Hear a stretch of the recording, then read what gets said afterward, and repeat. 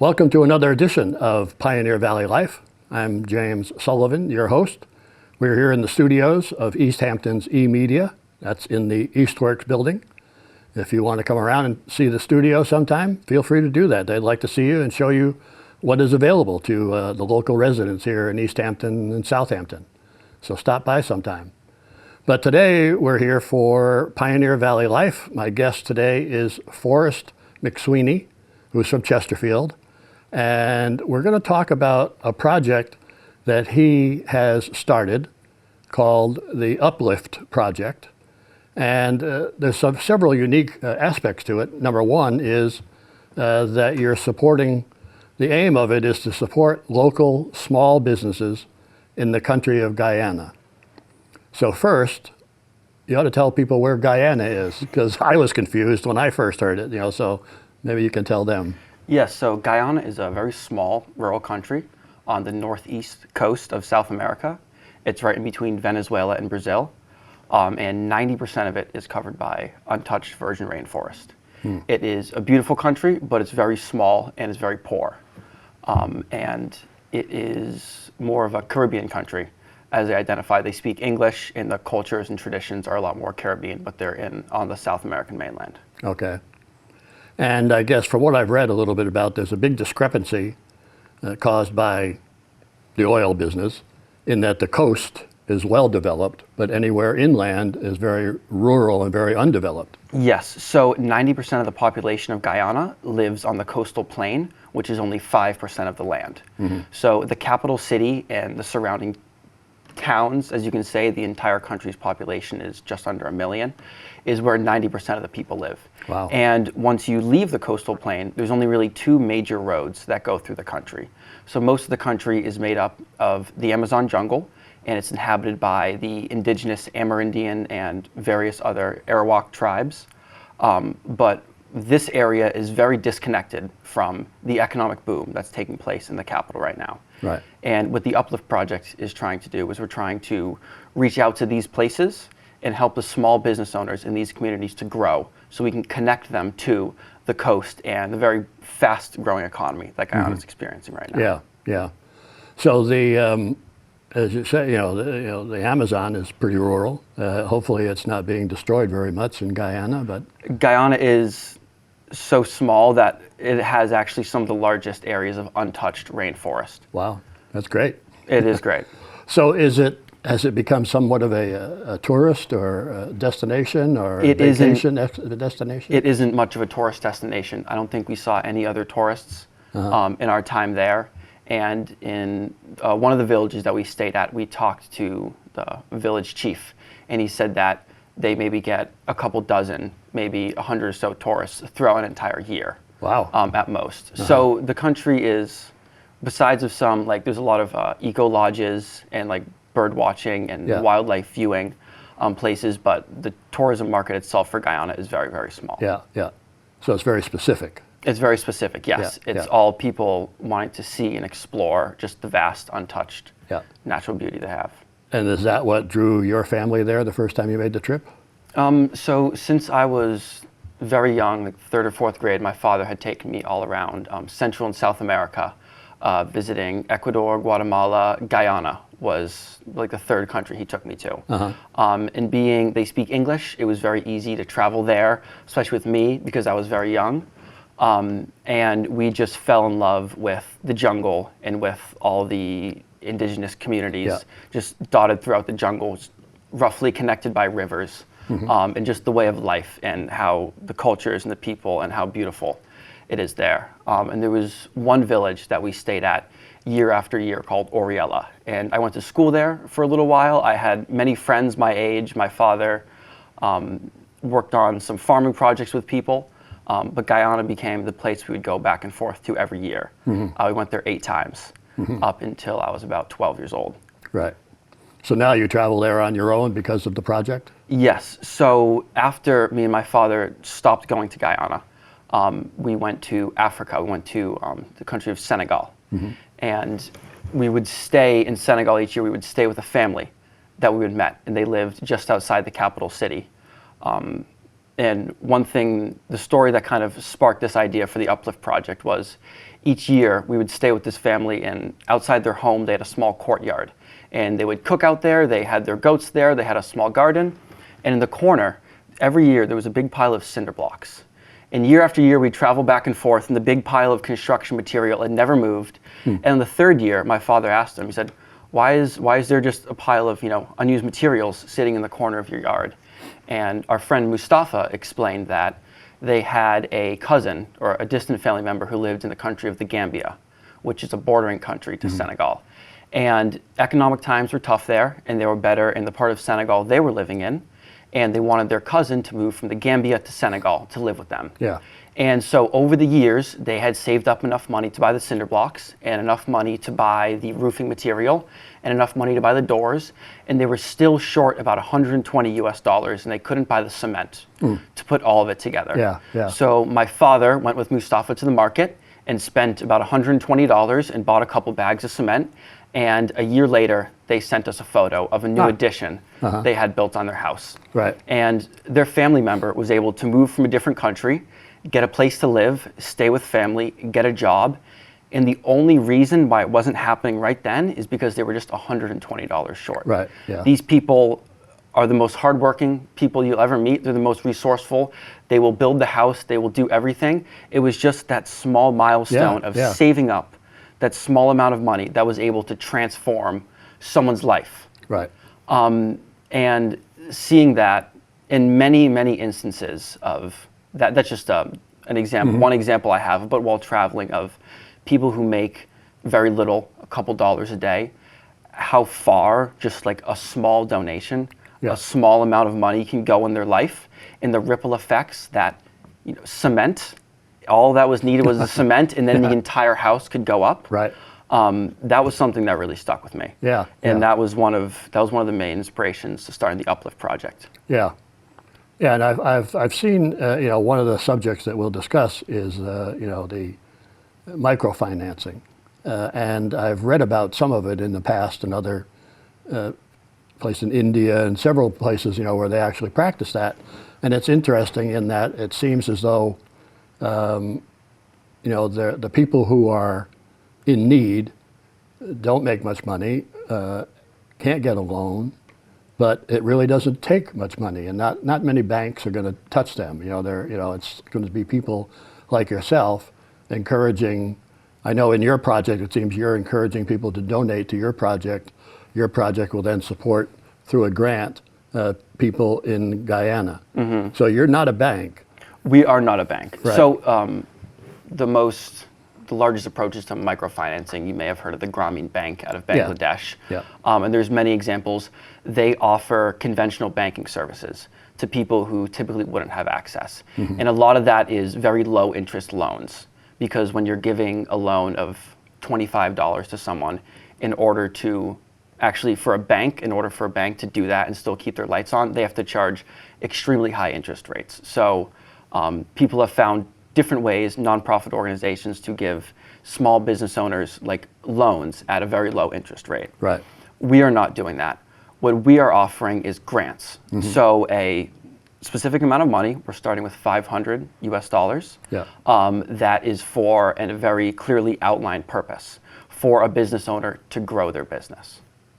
So do you take applications from people, or do you know people from your trips down there that you would approach and say, looks like you need something, maybe we can help? How does that work? So for this past trip, we went down and we met with a good friend of ours who was the former village chief in the village we're working in. And these villages are very small, so everybody kind of knows everybody. The village of Wakapau, where we're starting, has just 2,000 residents.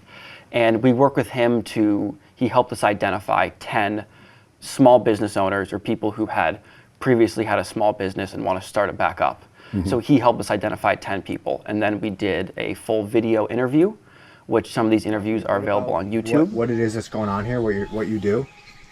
Well, it's like about 15 years I did like a course in joinery at Kuru Training. If you go to Uplift Project GY on YouTube, you can see us talking with some of these business owners, and they talk about what they would use that money for and how it would help grow their business.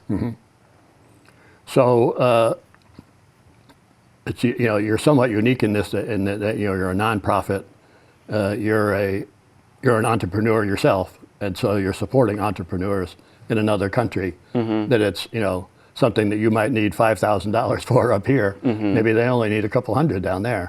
The difference of what $500 can do for a business owner there, as opposed to a small business owner here, is almost hard to comprehend. Yeah, I'll bet. Yeah. And so are these people that, are they making products, selling products that somebody else in the village makes? What types of businesses are they?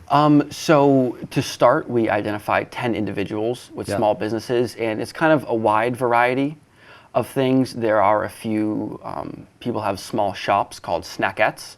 And since the village of Wakapau we're working, it's a series of 17 different islands. And it's a 2-hour boat ride from the closest town, which has a road in it. So a big industry in the village is people will take the 2-hour boat ride to the closest town, buy simple household items, cooking supplies, small snacks, and other things like that, and then bring them back to the village and sell them from the village. Because the boat ride is 2 hours, but what everyone will tell you is it's not the time, but it's the money. Right. It costs $15 to go there and $15 to come back. That's a lot. Which is very expensive. Gasoline is far more expensive for them than it is for us. And since where they live is so inaccessible, the cost of everything is inflated.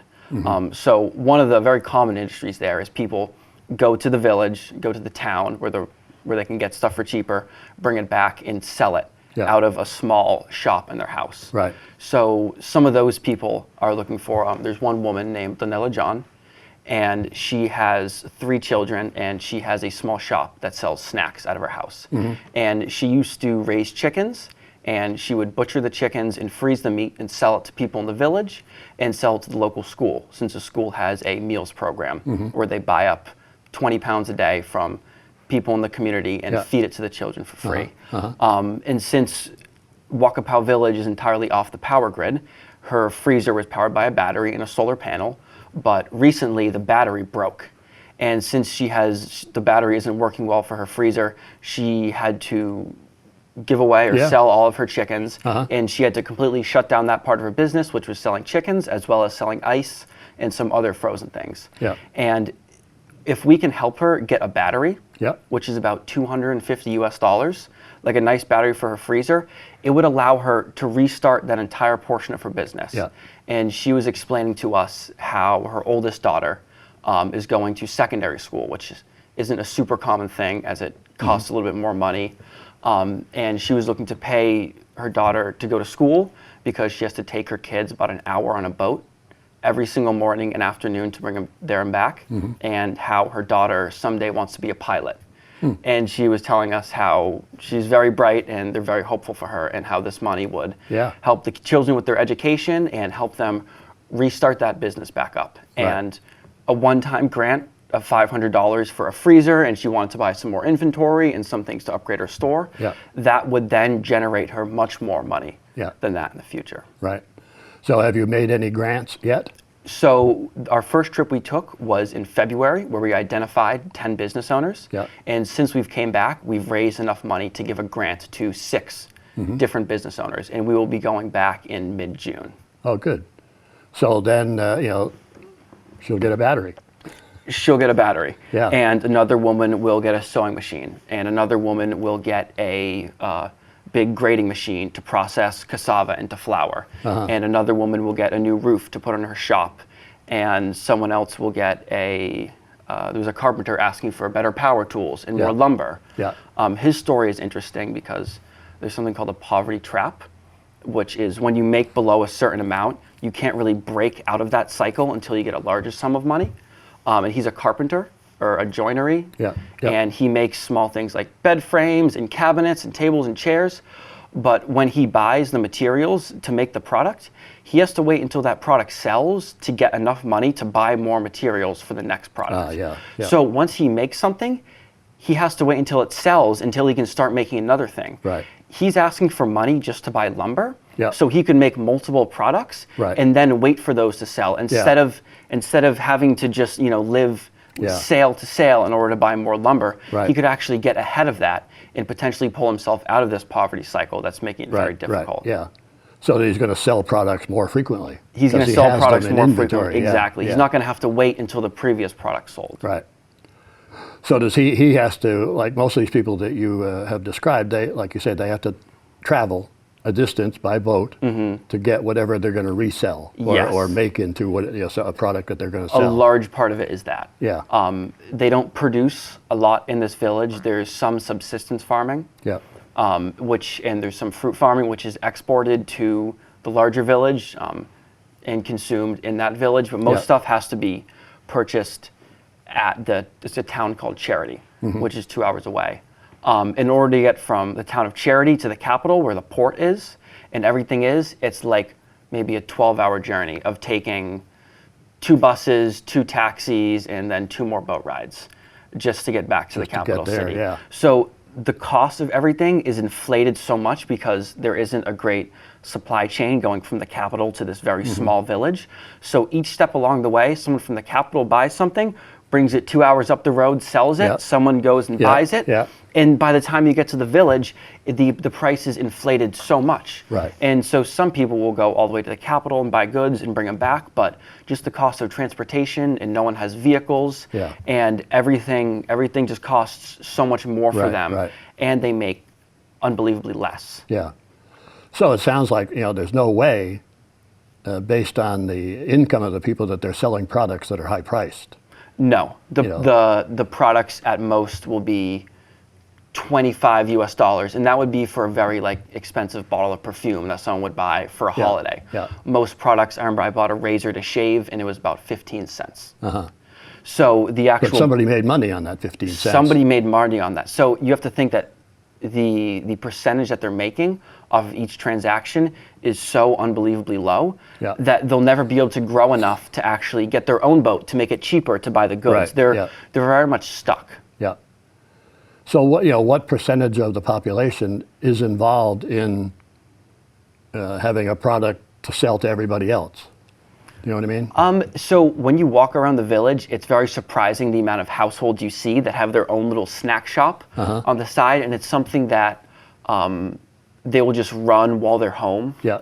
all day long, and Yeah. someone will come up and they'll ring the bell, and and you know which person has which items. Yeah. So a lot of people actually work in that industry, but it doesn't bring in a ton of income unless you are going above and beyond and Yeah. you're selling, and you have a freezer, which is a very rare commodity there. There was actually someone on the island that had a freezer and sold ice cream. And it was the big talk of the village. It was yeah. like the special treat. Our friend said that his kids only get it on Christmas. And it was actually very cool to see. And he would put it in an ice box in a wheelbarrow. And he would go around the village with the ice cream. And having an ice cream in the middle of the jungle when you haven't had Yeah. anything cold for weeks Yeah. is the most incredible thing ever. Well, I'll bet. Yeah. Yeah. What about power sources? Are they into solar or windmills or anything like that? So a lot of people will have a small solar panel and a battery Yeah. to power some basic things, whether it will be lights at night or, more importantly, a fridge or a freezer. Yeah. With that said, some people also have a generator. The place we were staying, it's a guest house, and they have a generator, so they turn on the power from 5 p.m. to 7 p.m. every Yeah, day. yeah. But after 7 p.m., it is lights out, Yeah. and all the outlets shut off. So it is very, very minimal in their power consumption, Right. but they use all the opportunities they can have. Yeah. What about government support and stuff like that? So there's a small amount of government support because of all the oil Right. found off the coast. Yep. The government gave out a $500 check to, I think, all individuals in the country. Huh. But other than that, there isn't a lot. There is the school, and there is a health center that's in the village. And I know the school has meal programs for the children, yeah. as one of these women is trying to sell her chicken to. Yeah. And there's also the health center, which employs people, and those are some of the better paying jobs Yeah. in the village. Yeah. The school has a printer and a computer, which we actually had to make use of when we were there.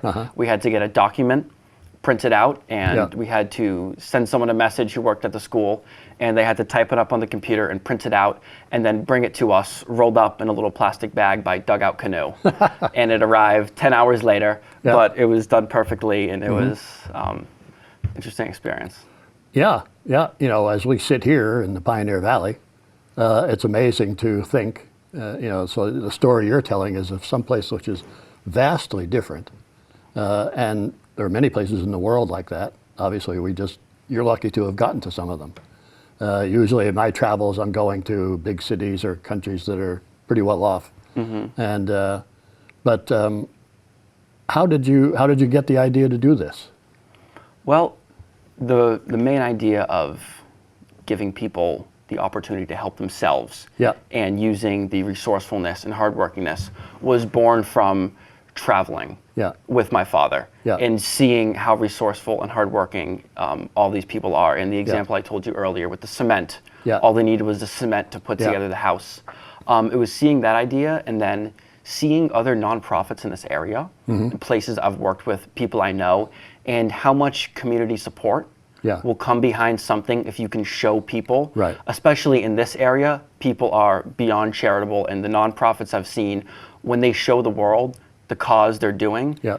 people will rally behind and support that Yeah. if they really Yeah. believe in that. Yeah. And I really believe that if I can show the world how hardworking and resourceful these people are and how little they need and how far it would go, Yeah. that people will come together and Right. help support these small business owners. Right. And so far, there have been local businesses, there have been a local church, and many members from the community who have come together and made these first Yeah. grants we're giving out possible. Yeah. Yeah, because, you know, I get bombarded with, you know, people asking for money. You know, whether, you know, they're big national, you know, charities or nonprofits or whatever, you know. You know, sometimes I go to my mailbox and that's the only thing in there. And, you know, and I try to, you know, contribute a little bit here and there, but I mean, $25 that I might send to one of them really does not have the same impact if I sent you $25. As of right now, until this trip, 100% of the funding we receive will go directly into the pockets of these small business owners. Yeah. We are trying to create a way, you're not supporting the Uplift project, you're supporting these people. Right. We're trying to create the most efficient way for people here to support these small business owners out in the jungle. We're trying to give them directly the capital they need, and they will do all the work with it. Right. I've seen your website, and it, you know, it does explain things pretty well. So, what do you do to promote the website and to promote the project? So for starting, I went around to a lot of local community events. I've done a few talks at the local church in my town, and they have Yeah. been very supportive. I'm always going to the local Chamber of Commerce and Yeah. all these nonprofit events.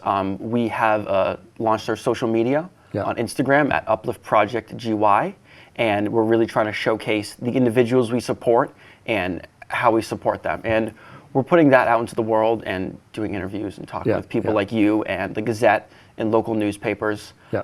We're really trying to show the community who we are Right. and how they can support these small business owners. Yeah. No, that's the important thing. I think, you know, like I have a radio show at a small radio show station in Florence, and we just had a fund drive. And you really have to explain where's the money going to go, because they're a nonprofit, totally volunteer run, you know, but people still want to know where's the money going to go. And, you know, because on your website, not only do you just drop off some money, but you're there for follow-up, you're there for support, you know, for these people, you know, so you get involved in their lives, really.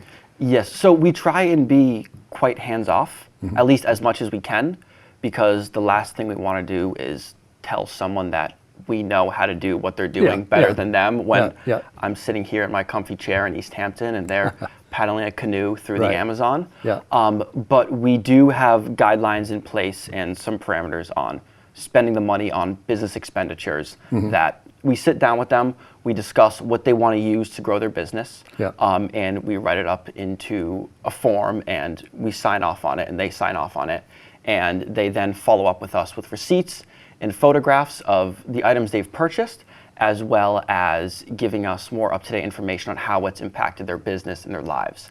And people who work with us with all of these parameters, we open the door for future business grants down the line. So we're trying to find business owners who are going to use the money to grow their businesses and continue supporting them as long as they are using it to actually grow their business and enhance their livelihoods. Yeah, yeah. No, it's like, people get scholarships to schools and people want to know how they're doing with that scholarship. Yes, exactly. They get, getting what they're, supposed to do. Yes, and following up with the people can help us understand what works and what doesn't work. Right. And something we are really emphasizing on, and one of the kind of base guidelines of who we're supporting is people with families. Yeah. People, primarily mothers, who have children are our main, our goal is to support those people the most. Yeah. Someone who's supporting their business would then help their children, who would help their children, and kind of uplift the whole community. Say you did something like that and you did a survey and 20 people said they all needed a generator. Mm-hmm. And just going to the capital would be extremely expensive that way. Is there any way that things can be sent from somewhere else directly into the village? So that is something we would love to do in the future. Yeah. Being able to create a simpler way for these people to actually get the equipment, because a generator might cost, say, $1,000 in the capital. It might cost $1,500 in Wacapow. So if there was a large amount of people who wanted something like that, or a big one is a machine for grading a cassava root, which is a traditional crop that they farm. But at the moment, we're not looking into that yet. Yeah. Once you're growing, you're going to see other opportunities. Yes. Yeah. We see many opportunities to grow the Uplift project and support these people. But to start, and what we're focusing on is giving the people the direct capital to help themselves. Right. Well, that's good. So that once June comes, you'll be going down, giving some people some money, signing papers, and then they're kind of, then the proof is in the pudding. How does it benefit them? How does it benefit their community, their neighbors, whatever? I'm sure it's all part of it, because if they're selling something, they're depending upon local residents to buy it, or why would they else be in business? So, So the money that we bring into these communities recirculates within these communities a lot more, especially than it would here. No one is putting their money into Amazon and sending it across the world. No one is going to Walmart where their money just disappears. Right. The majority of that money is being, first of all, spent instead of saved, because they just earn a lot less. So almost all of that money will be spent and reinvested mostly back into the local economy. Right. It'll go from one house to another house to another house. Yeah. And that's why creating jobs and creating opportunity has a much greater effect, especially when you're somewhere like Wacapow Village, which is so isolated from the rest of the country and kind of self-contained. Yeah. So, you said you found 6 people out of the recommendation of 10. What's the goal for the next time? So when we go back, we are going to interview another 25 small business owners, as well as, I said, give away the grants and start to assess what works for these people and what doesn't. So we're going to create kind of a bigger list of small business owners who we think we can support, and then go through those interviews, go through the applications they've filled out, and try and really understand where we can put our funding to best help these people. Right. Like I said, we're going to be mainly focusing on people with larger families, women with children, and then we're going to see what else works from there. Yeah. And this will become an example. If it works there, the country is probably full of villages like you've described. So many. Yeah, and they're all in the same, boat, so to speak. Yes. The goal would be to move on from Wacapow Village and find other indigenous villages in the interior of Guyana and support them as well. Right. Well, it sounds great, and it sounds great. Like, the show is Pioneer Valley Life, and obviously this is the Pioneer Valley having an impact on a country hundreds of miles away. Yes. But that's the interesting thing about it, that's what happens in this valley, is there's a lot of, creative people, there's people who have some money, who want to support different things, and so learning about your project. So your URL will be listed in the show, but why don't you tell people where they can go for the... So if you go to upliftproject.org, you can find our website that goes into detail about our programs and the process we have for microfinancing, as well as you can find the individual profiles of some of the small business owners who are going to. Yeah. And you can read their story. And if you go to our YouTube channel at Uplift Project GY, you can find some interviews with these business owners where Yeah. they explain who they are, what their business is, and how our support could help them and their families. As well as you can find us on Instagram at Uplift Project GY to keep up to date with everything that's happening day to day. Yeah. My email is out there on the website, and if you'd like to reach out to me and learn more about Guyana or the people we're supporting or how you or your small business could support us in any way, I'd love to have a conversation. Yeah. And you're a nonprofit, so people's donations are tax deductible. People's donations are tax deductible. Yeah. Well, great. This has been very interesting to learn about this. I'm sure there's a bigger story there. We could, There's we a could much cover bigger stuff story. in half an hour. But, just this little bit that we've learned today is really interesting that this is actually something that's going on in the Pioneer Valley. So that's great. Thanks for being here. Thank you very much, James. Yep.